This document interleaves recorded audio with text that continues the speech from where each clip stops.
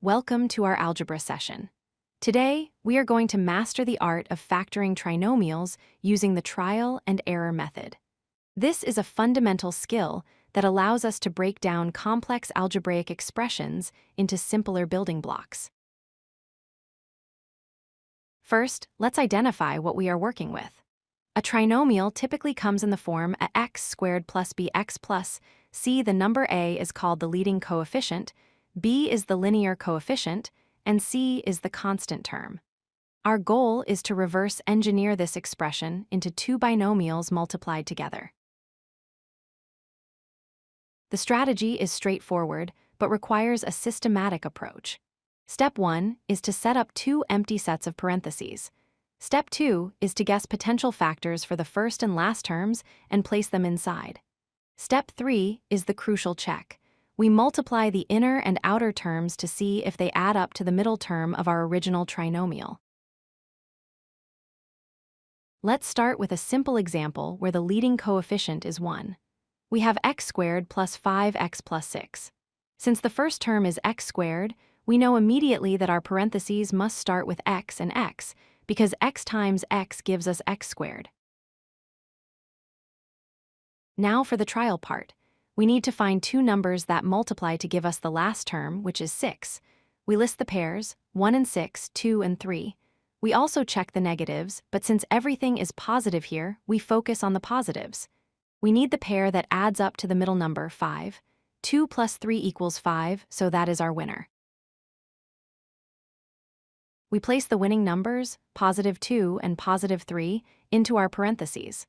The result is the quantity x plus 2 multiplied by the quantity x plus 3. We can do a quick mental check. 2 times x is 2x, and x times 3 is 3x. Together they make 5x. Now let's look at a harder case. Here we have 2x squared plus 7x plus 3.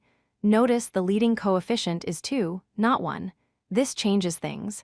We cannot just look for factors of 3 that add to 7. The 2x squared term complicates the mixture.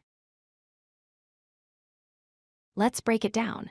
To get 2x squared, our only option using whole numbers is 2x and x for the last term, 3.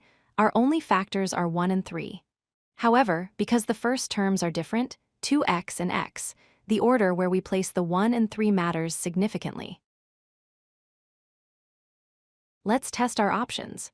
Option A, we place the 1 with the 2x and the 3 with the single x. When we check the outer and inner terms, we get 6x plus 1x, which equals 7x that matches our middle term. If we had tried option B, swapping them, we would have gotten 5x, which is incorrect. Option A is the right answer. Let's verify our answer visually using the FOIL method. Multiplying the first terms gives 2x squared. The outer terms give 6x, the inner terms give 1x, and the last terms give 3. Combining the middle terms, 6x and 1x, confirms we have returned to our original expression, 2x squared plus 7x plus 3.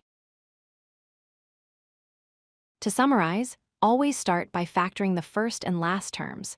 List your pairs systematically so you don't miss any possibilities. The critical step is checking the sum of the inner and outer products. And remember, if the number in front of the squared term is greater than 1, the placement of your factors is just as important as the factors themselves. If you like this video, hit that like button and don't forget to subscribe. Visit codelucky.com for more such useful content.